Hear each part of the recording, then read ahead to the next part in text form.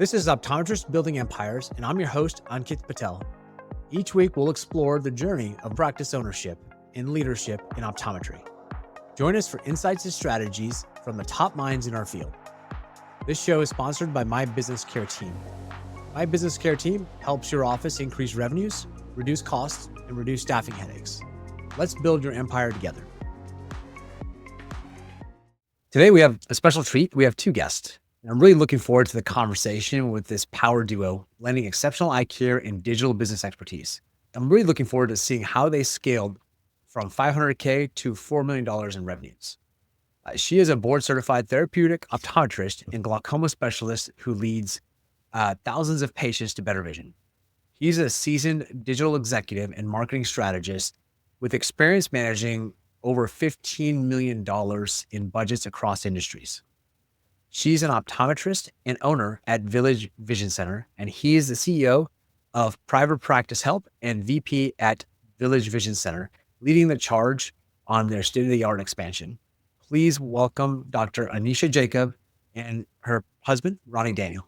Guys, welcome. Thank you so much. It's an honor to be here. Thank you for having us. Yeah, you guys are so much fun to talk with. And I had to cut off our prep conversation because I was so excited to chat with you guys. It's so interesting. And I want to jump in. What was the secret to your success? Like, what helped you the most grow your empires? Yeah, I wouldn't say it's just one thing. I would say it's a combo of a couple of different things.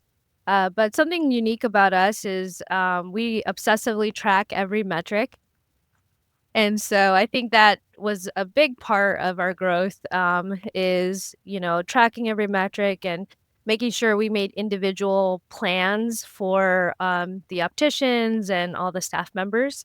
So, for example, if we had a low revenue day, we didn't just say, oh, do better. We would track what went wrong that day, and we would say, hey, this optician didn't sell enough contacts, go do more contact lens training with that optician. So tracking metrics was a big part of it. We did a lot of Google ads that brought in patients that made a big difference as well. And also our patient experience. I personally had such terrible experiences going through different doctors' offices. So I made sure my front desk, it only takes a couple minutes to check in. I made sure in the exam lane, we explained all the tests, and patients didn't leave confused. And also in the optical, we made sure that, we styled the patient and fit them, and we made insurances simplified. So all of those things led to a great patient experience overall. So That's awesome. The biggest, I would say, is just setting a goal every month. yeah. We set a goal every month for the last 9 years. And it's not just like a made up, okay, it's going to be 10% above last year or 20, whatever it is. We really think about the goal and what we need. We have a regular goal, and then we have a reach goal. And if the goal, we don't meet the goal every month. It might be out of 10 out of 12 months a year is when we hit the goal. Because if we hit it every month, the goal is too easy. So it's an actual attainable goal, but it is going to be a little difficult. But it gives people something to kind of look forward to, plan for. Everybody looks forward to hitting that reach goal and going out as a team. So it gives them something to strive for. Yeah. I love that. I hear a lot of times everything else you described I've heard before, but that consistent monthly goal is something that I haven't heard before. I think that helps tie things really well together. Can you give us an example of some of the monthly goals that you've had in the past or more recently? Yeah. So when we look at, I set the goal, we have a regular goal, and then we have a reach goal. So for example, this month, our goal is 320,000 in revenue. And then we have a reach goal, which is 340. And so if we hit the 340, we do a big staff outing. We'll spend, $1,000, $1,500. What are we doing next month? We're going to a place called Activate in Plano. It's where you get to play games with all the staff and everything. Yeah. So It's a good team bonding moment as well. So how we kind of set the goal is there's a percentage year-over-year growth. That's part of the formula. But then I also look at, hey, how do we do the last 2 months? If we didn't hit our goal the last 2 months, I'll try to reduce it so we actually hit the goal. But there's always some sort of year-over-year growth aspect to it. We'll look at the number of working days we have in the month, how many doctors we have working that month, all the nuances that could possibly happen if you have a doctor out on vacation, so I'll lower the goal for that. So we have to kind of look at the entire picture. Okay. So it's a revenue goal then. That's your target typically Yes. every month. Wow. You said something really interesting there. You said you if they don't hit it 2 months in a row, you'll actually lower it so they can hit it. Yeah, because you want to keep morale high too. Yeah. If you go for 3 months without hitting goal, everyone kind of loses the morale. So sometimes you have to. I mean, on average, our growth rate's been about 15 to 20%. So I'll try to hit that goal. But if we, for example, the weird case where it's been a month or two of not hitting the goal, and let's say it's like August or December, like a crazy month, I'll lower it just so that we can keep morale high. You'll probably hit the stretch goal in those months. Yep. Yeah. That's pretty cool. How is so and I briefly described your relationship, right? You guys married, Yeah. practicing together. How do you? My wife is also an optometrist, and I help. Well, I'm not as much in the offices anymore, but I help her out still. How do you guys find that working for your both your marriage and for your business? Like, what's pros, cons? Can you share anything you want to share?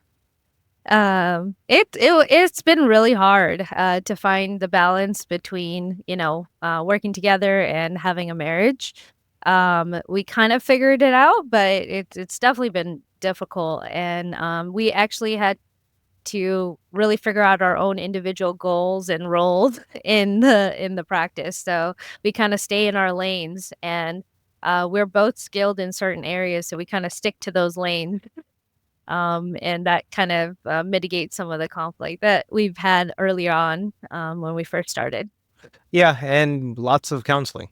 We get yeah, and not only just marriage counseling. It's something we've implemented almost like 7 years ago, 8 years ago. And then we also have a business coach that kind of helps us kind of work through some of the more harder problems that we need to work through. So that way it's not just us two. We have someone in between. Like, okay, hey, Yeah. yeah, The business coach is a big thing that we incorporated this last year. So we kind of good. just struggled it out for, 8 years, 9 years. But the last year, since we incorporated the business coach, we found a huge difference in how we function as a couple together, and then how quickly we solve problems together. So that's something I definitely would highly recommend. People out there get a business coach. Yeah. I mean, I'm the metrics guy, run everything by the numbers, but sometimes it's more than just metrics. It's a lot of EQ, a lot of personalities and navigating through all the different types of employees and stuff you have. And so, yeah, they're experts at that help you through that. Yeah. And so yeah, we picked up a few new skill sets this year on working with people. What are some of the things and problems you were experiencing before working with the coach, and what do you think that has helped with since working with? Yeah, absolutely. So, I would say like one of the biggest surprises, like just in managing an optometry clinic, is just the sheer amount of staff problems. So I thought it would be 50-50, with like some of the business side and managing staff, but the staff problems kind of like overtake, our a lot of our mental bandwidth. And so, things like employees just fighting with each other, or people just mad about certain things, or managers wanting to be managed in a certain way. And so, what the coaches started doing was giving us like a similar language. So first they did like individualized like personality tests, so we Mm. could kind of understand what kind of personality types are we working with. So that's one big takeaway that I had, was I was trying to manage everyone the same way. But I had people who did way better if I gave validation and compliments, and I had people who did way better if I just left them alone. And so, that's something that, like, I just learned this year after 9 years of practicing, is to individualize the way that I manage these different personality types. And another, like, key lesson, I would say, that I took away from this was also, a lot of the employee problems, like they would cause my emotions to be out of control, and then I would take it out on Ronnie. And so one of the key lessons I learned is, like, when employees act up, I can't let their behavior control my emotions. And so, one of the key lessons I took away was, you have to keep your integrity. And so just because an employee acts this way, you can't respond in a behavior that's out of control as well. And so you have to stay true to who you are, and control your emotions so that you can then control, um, how the results. So those are some of the, like, little lessons that we took away from the coaching.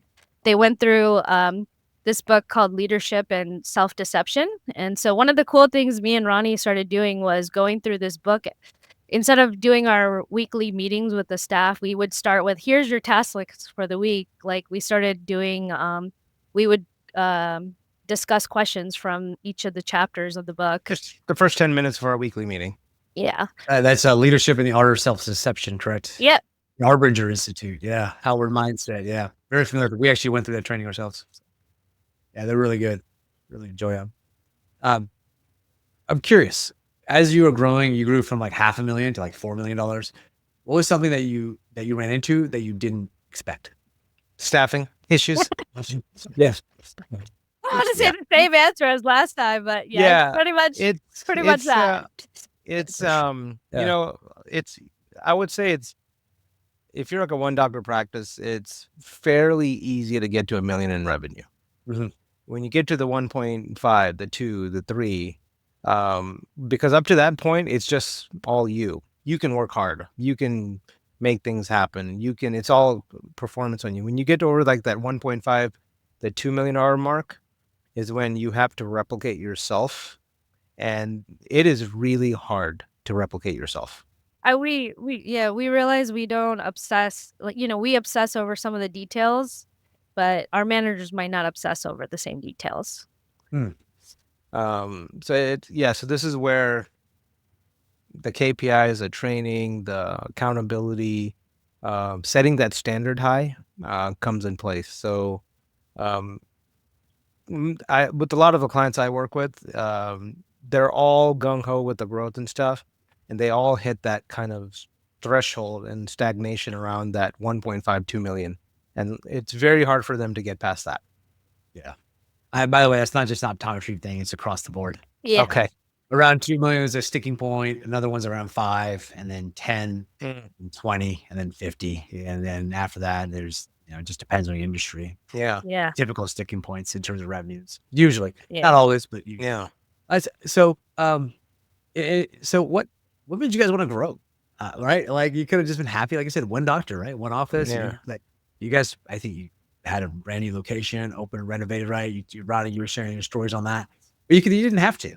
Why do any of this? What else are you supposed to do? I was bored, why not? We were bored, no.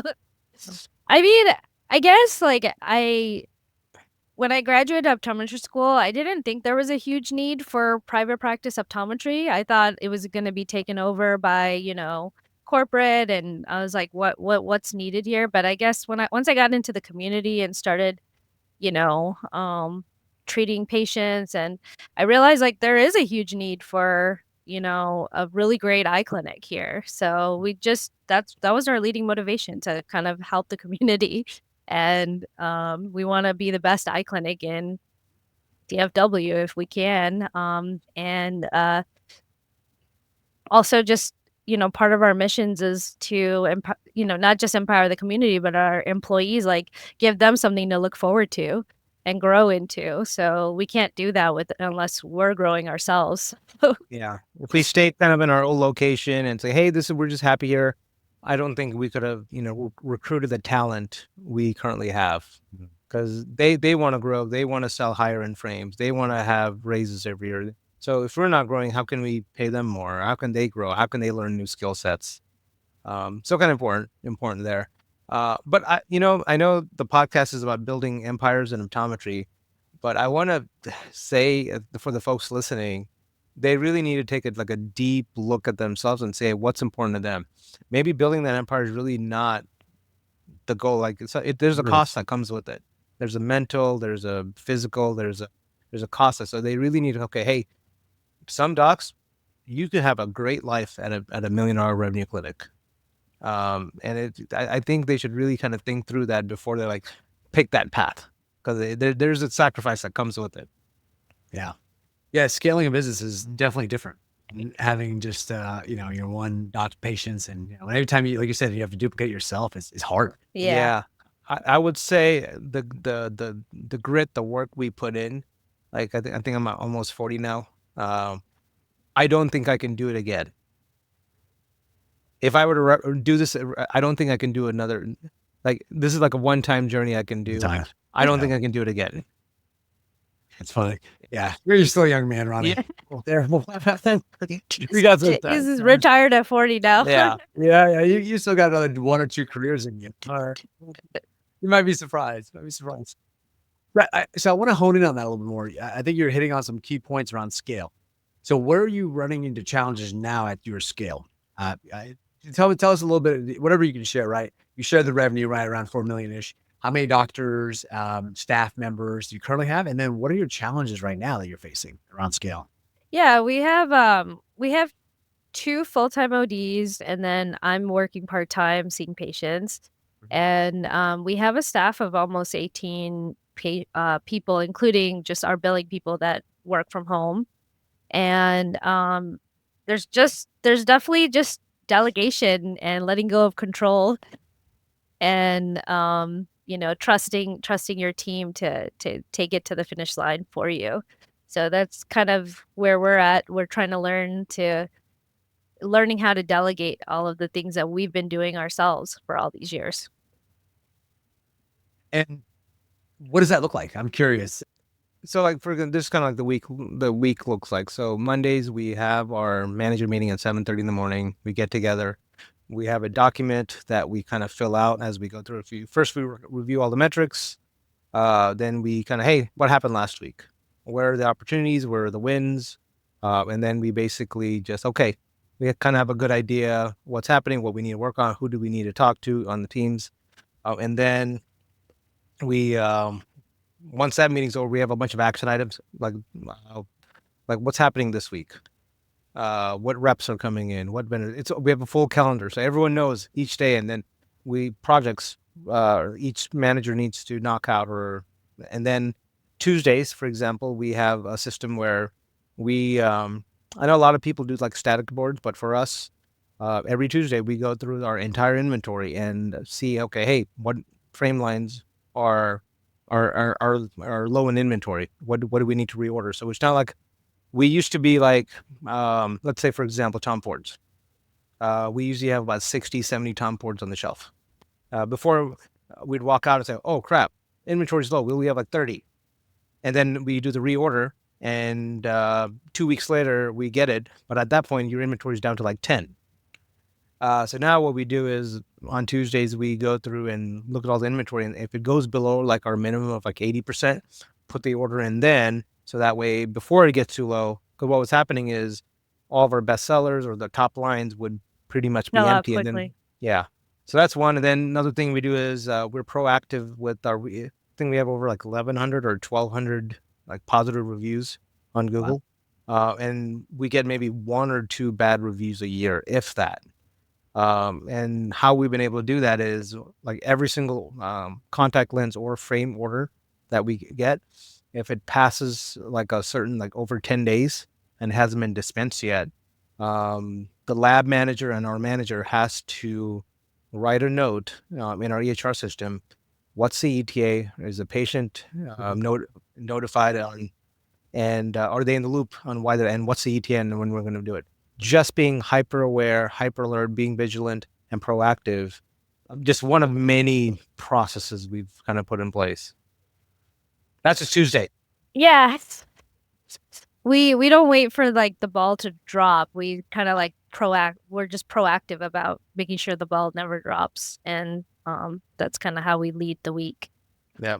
Billing, same thing. Like every single line we have processes in place. How do we not let things slip through the cracks? So where people wait for their 30, 60, 90-day aging report to see what missed, we see 2 days ago, what did we miss?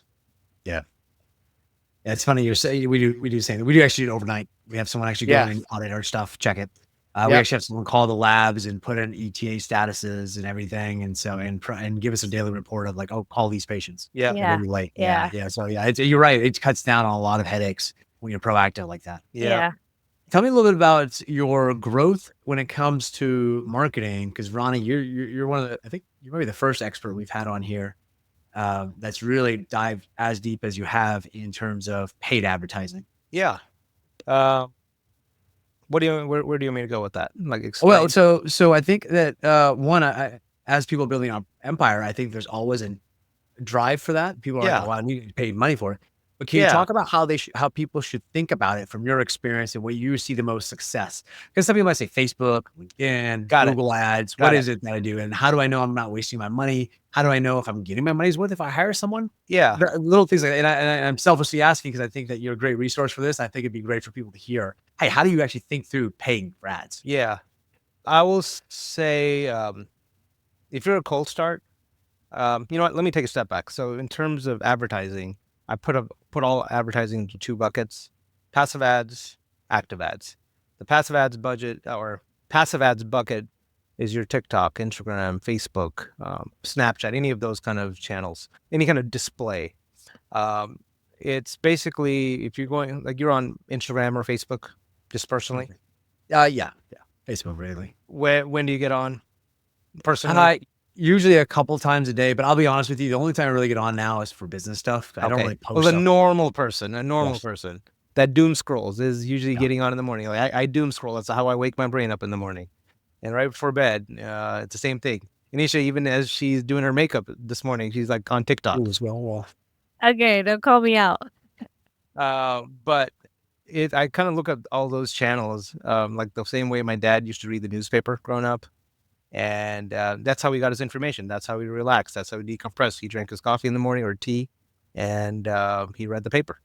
And so ads that work really well in those sort of channels, chiropractors, free adjustments, dentists, free x-rays or free cleanings.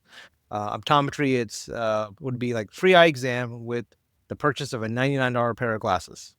It's sort of some sort of strong or crazy offer that you have to give for it to work. That's why those channels don't work really well for private practice, because you'll be hurting your margins. So if you're getting, $400 or $500 of revenue per patient, if you do those kind of methods, it's going to drop down to like 200. It's hard to make it work because those people are not in the market for an eye exam or glasses, and you're trying to convince them with a very strong offer. Google, on the other hand, very different, because if you are, let's say, like, when do you get on Google and what are you doing on there? What's your state of mind? Oh yeah, I'm looking for an answer, right? I'm Okay. looking for a solution to a problem. Yep. So if someone is typing in best rated eye doctor in San Francisco and then your website shows up, you don't need to give an offer. They were already looking for you and you're the answer to their solution. So it's a much more low hanging fruit. And then you're also that's a patient that you can get in the first like 10 to 14 days. And I think if you've heard of marketing funnels, I think in the marketing funnel that's Yep. called, they're more lower. Very They already low. have awareness. They have intent. Yep. They're doing research, and they're probably wanting to convert into something, right? So Yep. it's easier to get them converted to an exam. Yep. Yeah. And that's exactly. So as long as your targeting's correct, your geographic targeting's right, the keywords you're going after is correct, they live less than 10 minutes from your office, you have a decent website, you maybe take their insurance, you have good reviews, it's almost guaranteed to work. Yeah. That's why I always pick Google. And full disclosure, our Classic Vision Care, our practice uses you all, and it's been great for us. Just so completely unsolicited. We didn't talk about this before, but just wanted to call that out because when I see good work, I want to call it out. So I appreciate that. Yeah, appreciate it. And I know that so one other thing I want to pass along to the doctors listening, and you were kind of humble about this, but there's some really smart things that you did in terms of keywords, so the return on investment was high.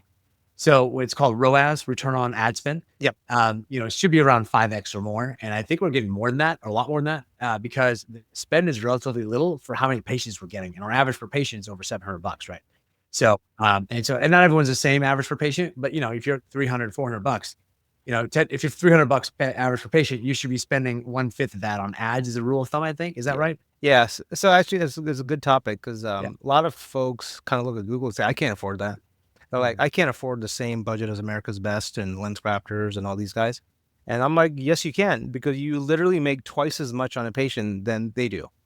America's Yeah. Best and Lens Crafters and my doctor, their revenue per patient is probably $200, maybe 300 at tops if they're doing really well. You're going to be 500, 600. Like if you're like a boutique kind of practice, you're doing luxury lines, you're doing Optos, you're doing the OCT screeners, you're doing the luxury lines, IPL. You make a lot more money on an exam than they do. So you can pay more to acquire a patient. And then this is what I say is every 3 patients you acquire, you're going to get one more as a husband, a wife, a child, a neighbor. It's just guaranteed. You can just get one more as a referral. And then you're only paying once for that year to acquire them. The following year, when they come back, you're not paying to acquire them. And then you have in a course of 7 to 10 years, now that one patient you paid $50 or $60 acquired just spent $5,000 to $7,000 as your practice. It's almost like 100x that you're getting lifetime value. Yeah. And I think that's an interesting way to think about it. And I think I know for us, we didn't do it because we experimented with it and it was like, hey, this is really expensive. Yep. And I was like, yeah, it might make sense in the end, but it would be tight. And I really don't know as much what I'm doing. But when we started using you all, it was like, oh, the numbers just made sense. So again, full disclosure on it. Just you do good work. So I appreciate that. Of course. So let's shift gears a little. We talked a little bit about how to scale the business and problems you had. What are you most excited about with, let's talk about your practices first. For the future, what are you most excited about for your practices? Or your practice, excuse me. One practice. Honestly, I just, ever since starting the business coaches, I'm just honestly just looking forward to kind of seeing how now that we have the same language and kind of the same verbiage, and we're doing personality tests on all the staff, like incorporating all of those concepts. I'm kind of looking forward to seeing how that scales. We're kind of trying to grow out our dry eye clinic, so we're excited to like go into aesthetics and things like that. So we're looking forward to some of that. Rony, any other? Yeah, it's I guess we've always been kind of excited with the growth because it's never stopped. It's not like this is, it's the same mindset we had a year ago, 3 years ago, 5 years ago. It's something to look forward to. It's never fun when the business is tanking, and with the growth, it's always something. Okay, hey, how do we get our next 10% growth or next 15% growth? Yeah, it's something that I would say, like, I learned is like you gotta have like passion for like what you're doing day to day. Otherwise, you're gonna be miserable, trying to grow, and like you gotta like what you do. And so I think me and Rony just we love what we do. So I think we're always excited, no matter what. Yeah, I guess we had the vision, like 5 years ago, to when we were in our how should I say rinky dinky, because she gets offended when I say that. Yeah, it served us for 8 years. Yeah. We had a 2,000 square foot, really small, tiny clinic that was really dark and rinky dinky. And so we always I made it work. And we always kind of, hey guys, if we're working on it, there's a new clinic coming. And we kind of set that vision, and it was something to kind of get everyone excited for. And now we're in here, and now, okay, what's the next thing? Now we have we're building like a 1,200 square foot training center. So that's the next goal. So we're always just building something. Yeah. Yeah, that's fantastic. Training center. Okay, that's pretty cool. Yeah. For your team. Yeah. Yep. Wow, that's fantastic. So like when reps come, when we're doing classes, coaching, we all bring the entire staff over there, and it's a much better place to. Before, we used to kind of squeeze everyone into the little break room, and everyone's like wherever he can, and it was tough. Yeah, we said, like, the more we pour into our employees, like, the more we got out of, like, the clinic, there was a direct correlation with how much we trained them and how much output we had and how much our revenue per patient went up. And So I think the employee education part is a key thing. Like don't ignore building into your employees. Like don't just build up yourself with knowledge and reading books and things like that. Like give your employees the same, quality. Like we spend a lot of money on these business coaches, and we don't just keep it to ourselves. We are training them to be just as good as us with all the training. So You know, I know we haven't touched on the optical side of things and what we did. So we had a lot of opticians here before, but I think one of the key, also big drivers was when we switched from just opticians that were really excited about lenses and their insurance coverages and all that, is when we actually started getting people that were excited about frames and fashion and frame styling. It was literally like an overnight change. Our capture rates went from like the 40% range to almost 55% range, like overnight. So that's another, like, I forgot to kind of mention on that is, so now like we really, it's cool knowing all the lens technology and all that's great. But when we do the handoff and from the doctor to the patient, we really make sure the opticians get excited about styling that patient, making sure, what's that Men's Warehouse quote? We're going to like the way you look. Yeah, how you look. Yeah. That's Very us. well. That's funny.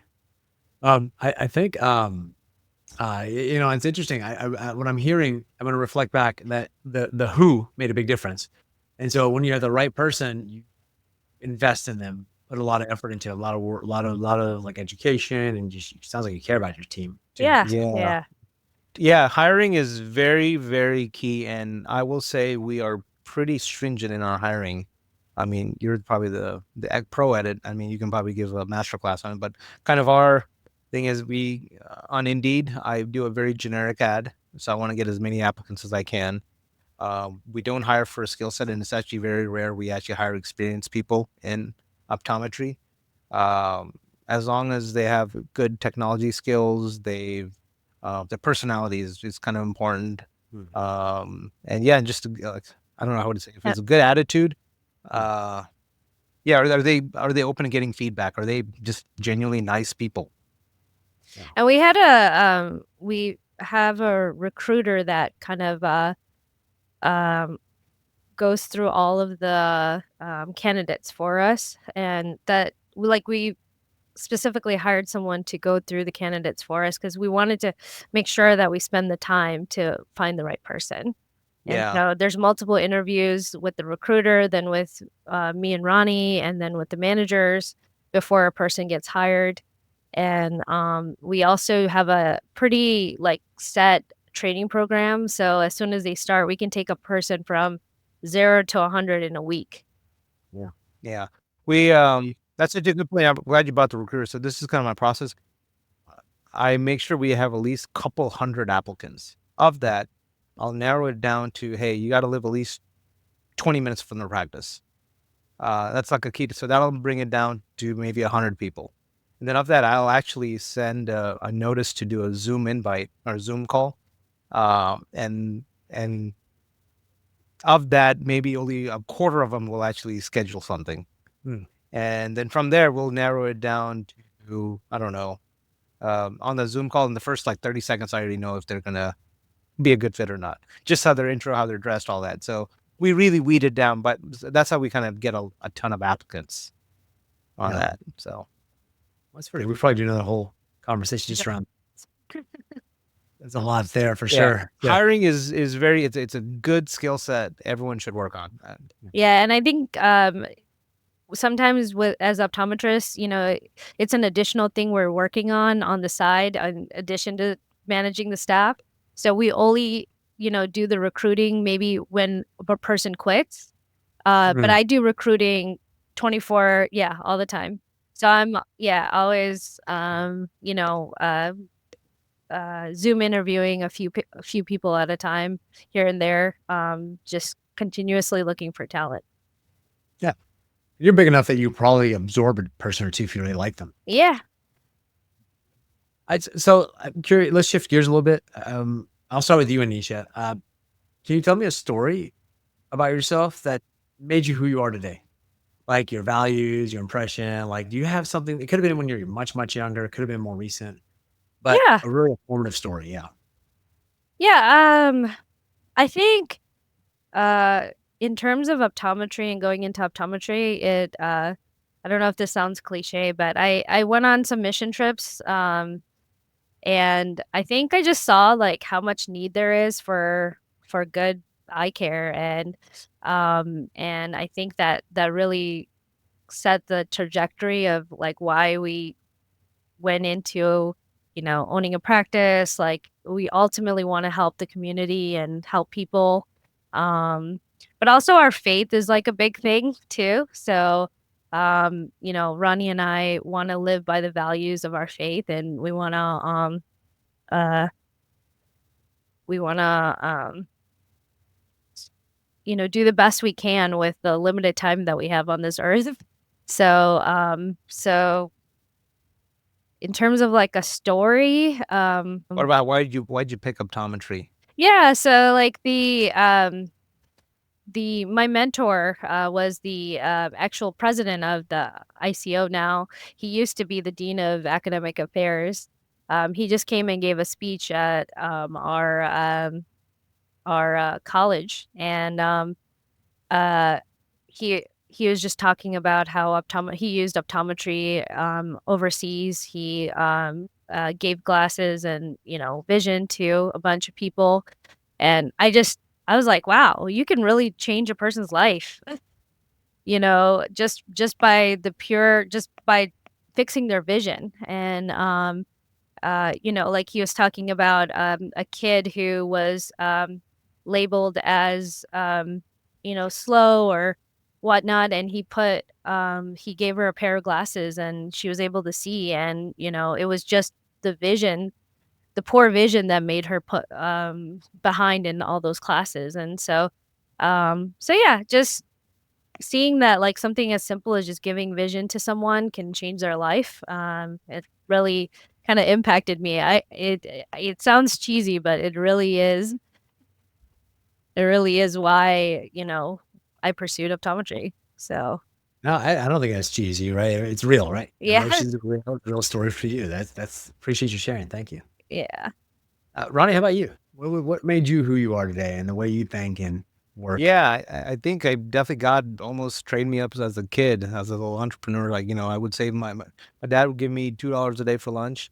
I would spend at least 50 cents on some Cheetos and drank out of the water fountain and kept the other $1.50 and to go buy tech or some sort of, technology with it at Radio Shack. So ever since I was a kid, I was always just kind of just driven towards tech and and I would say I started my first business by accident in college selling car parts online, uh, and out of my college dorm apartment. And so I've had a lot of like selling textbooks online, car parts online, just all sort. I worked in outdoor living. I mean, I basically had all these entrepreneurial ventures that kind of lots of success, lots of failures, and then when I got into happening in eye care through my wife, I'm like, huh, this is actually a great business because it's it's safe. I won't have all the ups and downs I've been used to. I mean, you can make millions, but I mean, you're never gonna make billions, I think. And I'm okay with that. I'm okay with that. But it's recession proof. It has recurring revenue. People are always gonna need it. And it's a great business model.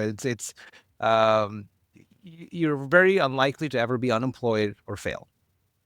And so, I mean, with all the ventures I've had in my 20s and 30s, like this is probably my best one, I would say.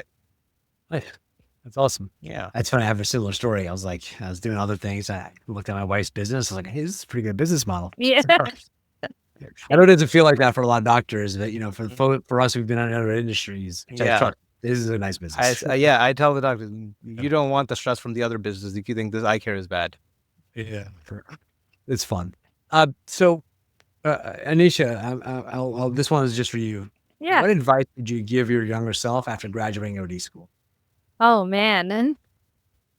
I actually, I just hired a new grad, at my practice, and And so I was thinking a lot about like myself at that time. And so, one of the things that she did, and this is the advice I would give, is definitely, don't commit to, a contract until you know your personality type and what works well for you.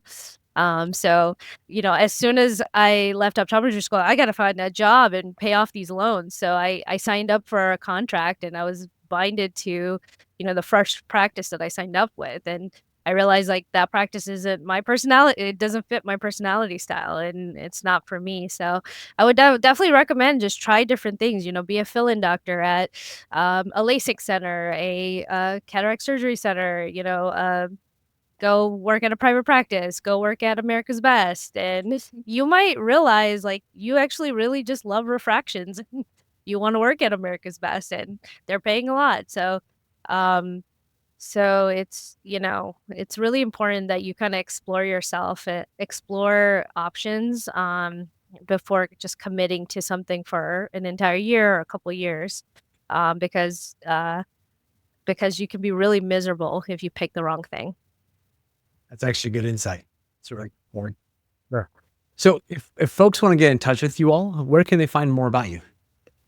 I guess go to privatepracticehelp.com, or if you want to get in touch with Anisha, you can go to villagevisioncenter.com and just shoot us a text. She checks them all. Yeah. If you text our emergency number, it's It straight goes right to her cell phone. phone. Yeah. Oh boy, I don't know if you want to let that secret out. Yeah. All right. You very just cool. text me your questions. Excellent. So we'll put that in contact information in the show notes for folks. Yeah. So Anisha, Rony, thank you again for being guests on the show. Absolutely. Thank you so much. It was so fun. Yeah. It was a lot of fun. I feel like we could do like a lot more time with it. So Round 2. yeah, exactly. Thank you, audience. If you learned something or laughed, please tell someone about the podcast. And thank you again, Anisha and Rony. This has been another exciting episode of Optometrists Building Empires. See you next time. That's a wrap on another episode of Optometrists Building Empires. Thanks for joining. For show notes and more, visit buildingempires.live. This show is proudly sponsored by My Business Care Team. My Business Care Team was born out of staffing challenges my wife and I faced together, managing multiple optometry locations. We refined our approach at Classic Vision Care and now offer our expertise to others. If you're experiencing challenges with staffing and you'd like to set up a discovery call, we'd be happy to help you and connect you with the right resources. We'll see you next time.